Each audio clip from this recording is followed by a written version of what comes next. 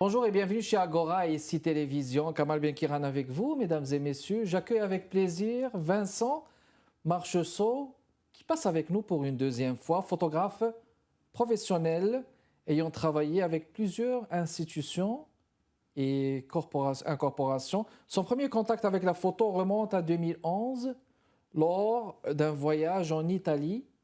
Et depuis lors, sa passion pour l'Italie n'a cessé de croître tout en générant des livres. Les plus récents qui vient de faire paraître sont Florence, Sang et Lumière de la Renaissance, que voici, mesdames et messieurs. Et le deuxième, Ombre et Lumière de Venise. Vincent Marcheseau, je souhaite la bienvenue parmi nous. Merci beaucoup de me recevoir. Ça fait plaisir. Deux beaux livres, bien comme il faut, qui disent ta passion pour l'Italie. Permets-moi de donner des détails dans un premier temps. Absolument. Florence, Sang et Lumière de la Renaissance, un livre qui comporte 150 photos prises entre 2016 et 2025, ainsi que des textes documentaires pour mieux comprendre la Renaissance italienne, de ses origines jusqu'à ses conséquences. Vous dites dans l'introduction, Oui. Florence inspire, d'autant plus qu'on s'imagine aisément les grands génies d'il y a 5 siècles qui s'y baladaient en discutant d'art. Cette ville respire l'harmonie, la beauté, la tranquillité. Une vraie ville de la Renaissance embellie par le mécénat de Médicis. Est-ce que vous avez cherché, dans un premier temps, à capter cette ville à travers son histoire, son architecture, ou plutôt ses habitants? Alors, du côté de Florence, parce qu'on parlera de Venise tout à l'heure, du côté de Florence, c'était vraiment à travers ses monuments, à travers ses monuments et sa lumière, à travers son fleuve qu'on appelle l'Arno, qui est un fleuve extrêmement important, comme il est pour de nombreuses villes partout dans le monde, qui est un peu le cœur de la ville. Florence était une ville romaine, aujourd'hui une des villes les plus visitées d'Italie. J'ai voulu documenter ces différents aspects, mais en me concentrant sur les églises, les palais de la Renaissance, donc disons entre 1400 et 1500-1550. Très bien. Et là, on parle de Renaissance. Oui. Vous êtes allé dans une période assez pertinente, je veux dire, assez détaillée, assez grande. Oui, période faste importante. Exactement. C'est une période aussi de renouveau artistique et de surcroît période de la sortie du Moyen-Âge. Oui. N'est-ce pas? Quelle place a occupé Florence pendant cette période de la Renaissance, justement? Alors, quand on se retrouve vers 1400-1450 en Europe, en Italie, il y a une multitude de petites villes qui ont chacun leur rivalité. Des villes qu'on appelle des communes libres, des villes qui sont libres, qui n'appartiennent pas en pratique à un empire ou à une plus grande force politique. Elles se font compétition les unes avec les autres. Florence en est évidemment une assez influente, assez importante. Et ces villes-là se font rivalité essentiellement par l'art. Ils sont à la recherche des meilleurs artistes pour montrer, pour faire resplendir sur eux leurs artistes, leur qualité. Et l'art devient un outil de propagande politique. À Florence, à Sienne, à San Gimignano, à Urbino, les grandes villes d'Italie du Nord. Très bien. Bon, alors il y a de magnifiques photographies, là. Merci. Alors, on voit des cathédrales, mesdames et messieurs, des rues, l'horizon, la rivière, des gens parfois, le coucher du soleil, là.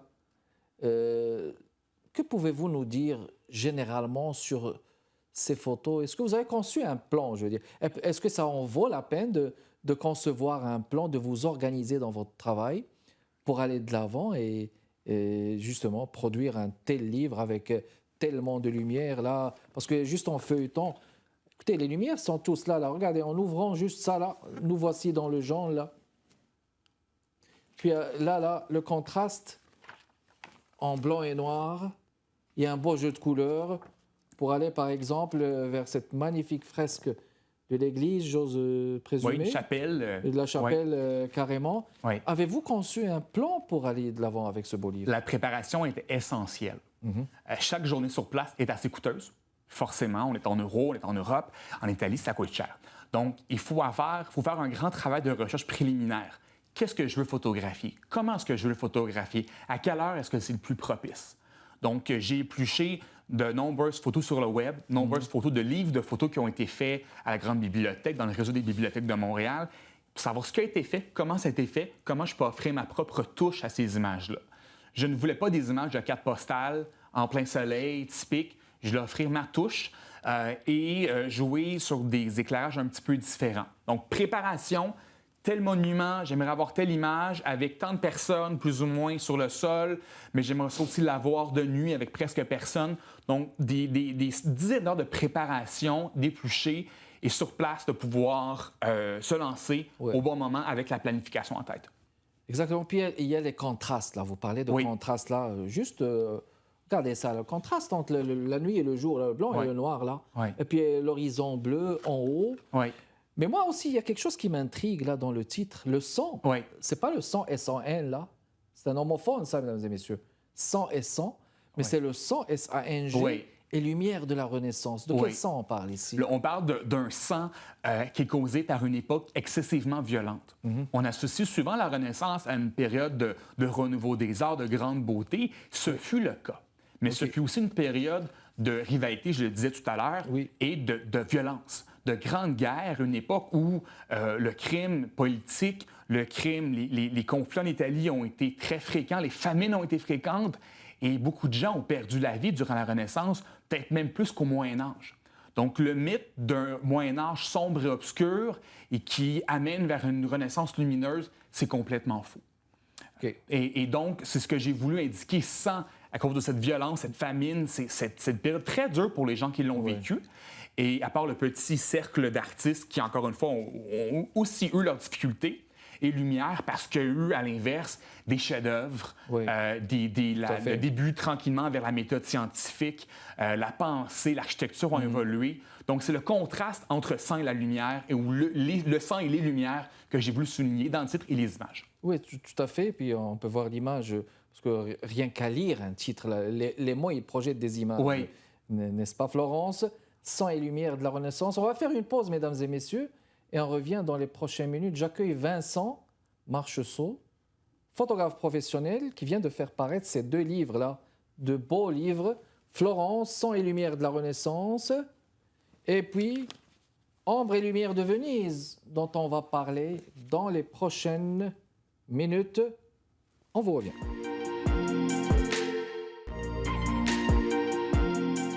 De retour avec vous, mesdames et messieurs, chez Agora, à ICI Télévision. J'accueille Vincent Marcheseau, photographe professionnel, un passionné de l'Italie.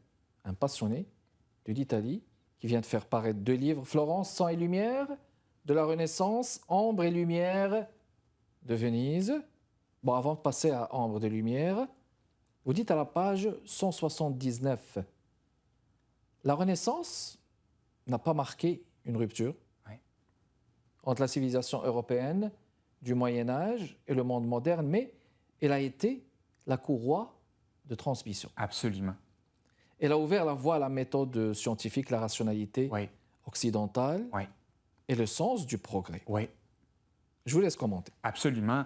La Renaissance, à la Renaissance, dans l'art, la pensée, l'architecture, on replace l'homme, l'être humain au centre. La vie terrestre vaut la peine d'être vécue. Et dans l'art, ça donne lieu à l'apparition de la perspective. On veut représenter le monde tel qu'il est. Pas tel qu'on se l'imagine, pas tel que Dieu pourrait se l'imaginer. On veut représenter ce qu'on voit. Donc, la vie terrestre, les enjeux terrestres, la réalité, la pensée politique de Machiavel, par exemple, tout ça apparaît à ce moment-là. Et c'est ce qui va déboucher un siècle plus tard sur Descartes. Après ça, les grands philosophes du 17e, 18e siècle. La Renaissance, c'est cette période-là où l'être humain devient le centre de l'univers, ce qui n'était pas le cas au Moyen Âge.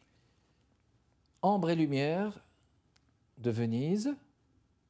On va y parler, mesdames et messieurs. Puis regardez cette couverture-là. C'est fascinant. Regardez, il y a toujours ce sillon-là, jaune. C'est comme si la photo a été prise à l'aube ou peut-être au coucher du soleil. Au coucher du soleil, carrément. Carrément, n'est-ce pas? Enjeux et réalité d'aujourd'hui. Bon, alors, encore des détails. C'est un livre qui comporte 218 photos prises entre 2015 et 2024 étaient des textes documentaires journalistiques pour comprendre les différentes facettes de Venise au XVIIIe. Aujourd'hui, vraiment au 21e siècle. Au 21e Oui. siècle, oui, au 21e siècle, pardon. Donc, il faut dire que Venise est souvent aussi une ville très photographiée. Absolument. Et puis, comment est-ce que vous avez trouvé un angle original pour révéler les facettes de cette magnifique ville, Oui. je veux dire? Venise, elle est magnifique aux yeux de beaucoup de monde, mais elle a aussi ses côtés dégradés. C'est une ville que les gens souvent visitent et se disent ouais, c'est pas si beau que ça. La ville a entretenait son propre mythe et entre sa propre industrie touristique. Mais en réalité, Venise est une ville qui est très affectée par le sel, par l'humidité. Par l'humidité, On a oui. elle est sur l'eau, elle est dans l'eau. Donc, une ville qui souffre beaucoup d'une grande dégradation de ses monuments. J'ai voulu représenter ce côté-là. J'ai voulu représenter une Venise aussi sombre, au sens où nombre de ces palais, ces grands palais des années 1500-1600, existent encore aujourd'hui, mais sont utilisés à des fins purement touristiques sur des plateformes comme Airbnb. Au lieu d'être divisés en appartements pour des gens, des particuliers comme vous et moi, les Vénitiens font des profits avec ça. Avec ça, en Airbnb, oui. Et l'État ne légifère pas. On ne peut pas construire de nouveaux logements à Venise, c'est très, très dur à construire. Oui. Et donc, il y a une pénurie de logements atroce. Les prix sont incroyablement élevés, donc les gens ne peuvent plus y vivre. La population diminue. Oui. J'ai voulu documenter ces réalités-là qui sont moins agréables, mais qui sont réelles. Opposition entre tourisme, développement économique, environnement, tourisme versus économie locale, logement. C'est complexe et c'est ce que j'ai voulu documenter avec les textes et les photos aussi. Avec les textes et les photos. On va revenir à l'eau, si vous permettez. Oui. Dans l'intro, ceci. Oui. Si ce titre pourrait sembler particulièrement galvaudé, pourtant Venise est réellement une ville de profond contraste au plan visuel. D'abord, on y trouve des éléments disparates.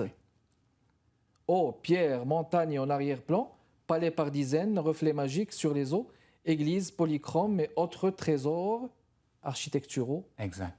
Juste la place que l'eau occupe Oui. dans la vie vénitienne. Ouais. Qu'est-ce qu'on pourrait dire là-dessus? La place est omniprésente parce que Venise a été construite dans une lagune.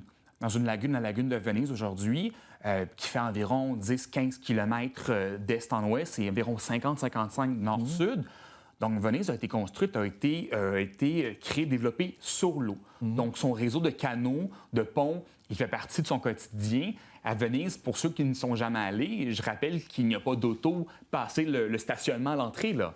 Les trains s'arrêtent à la gare, les autos s'arrêtent au stationnement et le reste se fait à bateau ou à pied. Donc, il faut marcher. Là, Il faut marcher ou prendre le bateau. Donc, moi, je me suis mis à marcher beaucoup et j'ai aussi pris les bateaux publics, les autobus, qu'on appelle les vaporetti, avec des passes puis des arrêts, puis de prendre beaucoup d'images sur l'eau, parce que Venise se vit aussi beaucoup sur l'eau. Donc, carrément sur l'eau. Sur l'eau.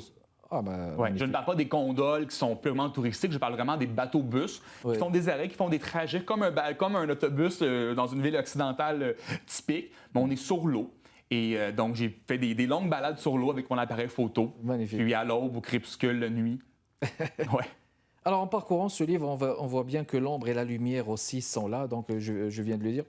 Il y a du clair-obscur qui est comme une métaphore de la ville. Ah, oui. Je pense que vous avez essayé de jouer là-dedans. Oui. Puis il y a les touristes qui sont présents, qui sont le cœur battant de l'économie, n'est-ce pas? Oui. Mais on sent aussi les sédiments de l'histoire d'ordre naturel. Et on sent aussi la présence de l'Aqua Alta, n'est-ce pas, qui a inondé Venise en 1966, pardon. Oui. Mais cela n'empêche pas que Venise soit la deuxième ville la plus visitée au monde. Oui. Et je trouve ça particulier quand même, quelque part. Après Paris, Venise est, bon an, mal an, la deuxième ville la plus visitée au monde, avec une trentaine de millions de voyageurs. Les chiffres sont à prendre avec une pincée de sel ou un grain de sel parce qu'il y a des voyageurs qui arrivent à Venise pour quelques heures, d'autres qui demeurent quelques jours, quelques semaines. Donc, on parle d'à peu près 30 millions de touristes annuels. C'est beaucoup de monde qui mettent le pied à Venise chaque année pour une population qui était de 175 000 habitants en 1950, après la guerre, et qui est aujourd'hui à moins de 48 000.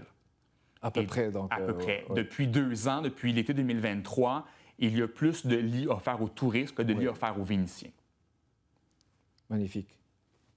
Une pause et on revient pour continuer notre discussion avec mon invité d'aujourd'hui, Vincent Marchessault, photographe, qui vient de produire ces deux livres, mesdames et messieurs, Ombre et lumière de Venise, Enjeux et réalité d'aujourd'hui, et Florence, Sang et lumière, la Renaissance.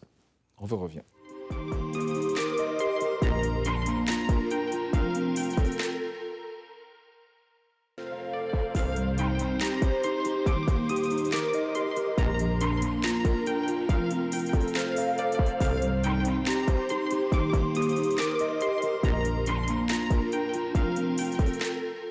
De retour avec vous, mesdames et messieurs, Agora, ici Télévision, Montréal, Québec, Canada, Vincent Marchessault, photographe professionnellement invité d'aujourd'hui chez Agora.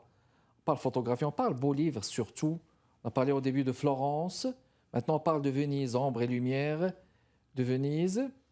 Puis on dit que Venise s'enfonce inéluctablement dans le sol. Cette affirmation mérite quelques nuances. Il y a un phénomène appelé subsidence. Oui, la subsidence. La subsidence qui est en cause.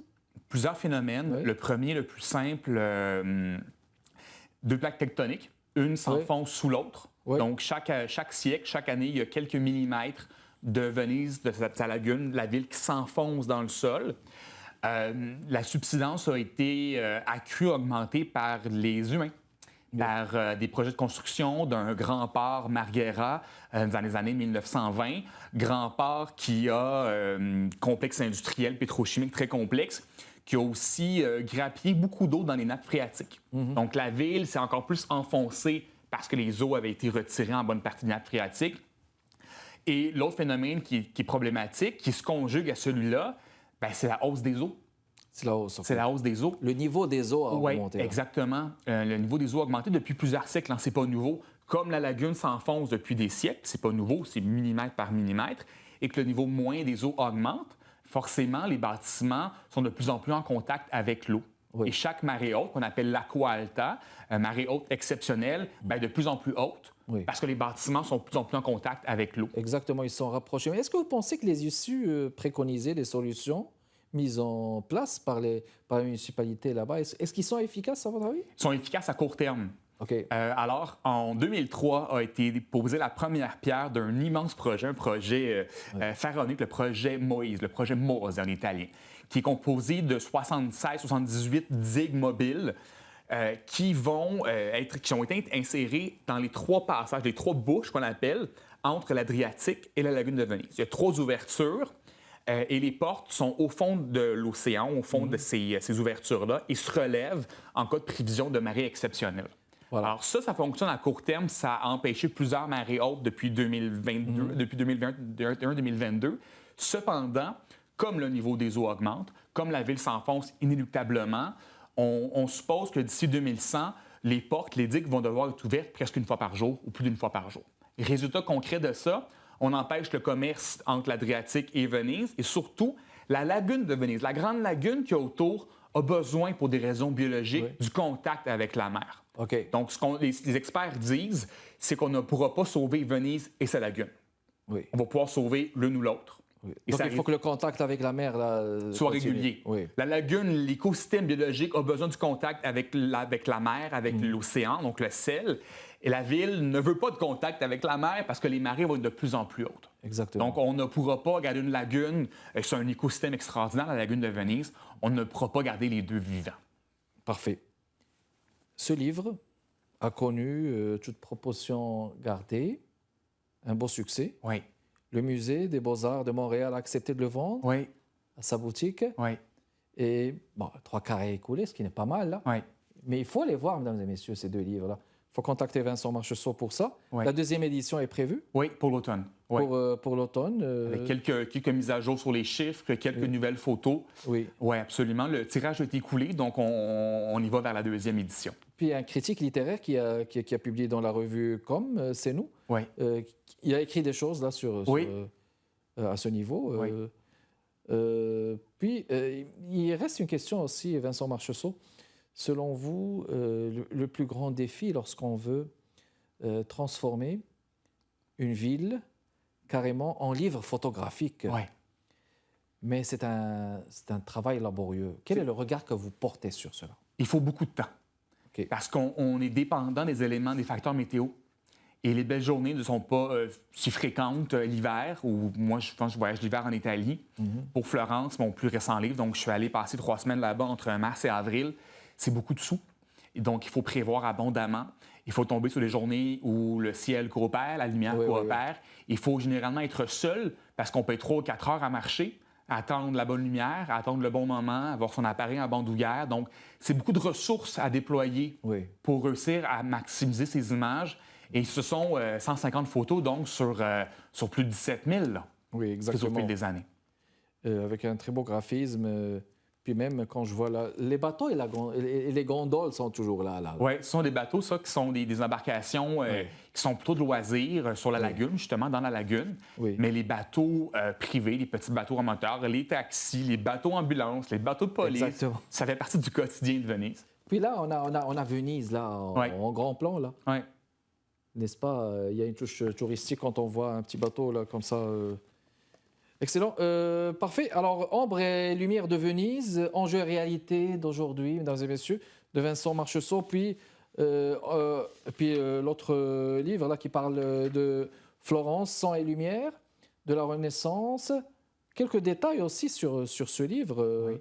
Il y a eu aussi des ventes là, qui sont... Oui, le livre est sorti il y a moins de 2 semaines.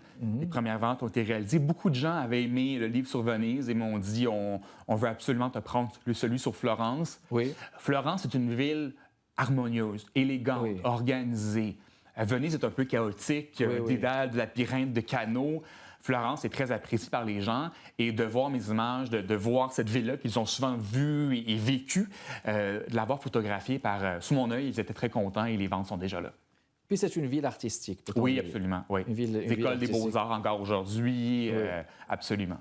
Un 3e tome de livres de photographie est prévu. Je vous laisse dire le titre. Oui, alors Je vis, c'est un titre qui est temporaire, mais qui devrait rester Foi et lumière de Rome, de la Renaissance au baroque.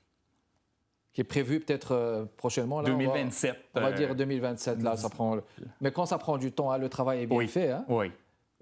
Excellent. Florence, sang et lumière de la Renaissance, Ambre et lumière de Venise de son auteur, Vincent Marcheseau, qui a été présent avec nous aujourd'hui. Merci beaucoup, Vincent, merci à vous d'avoir répondu à notre invitation. Merci de votre continuer l'intérêt. N'hésitez pas à aller les voir, là, contacter Vincent carrément. La librairie Monet. À la librairie Monet, oui. Ça aussi. Oui. La librairie Monet, donc ils sont disponibles là, ou vous contactez carrément sur les médias sociaux. Sur les médias sociaux en personne. Merci de votre continuer l'intérêt, mesdames et messieurs. Prochain rendez-vous jeudi à 15h30 chez Agora, ici Télévision. Au revoir.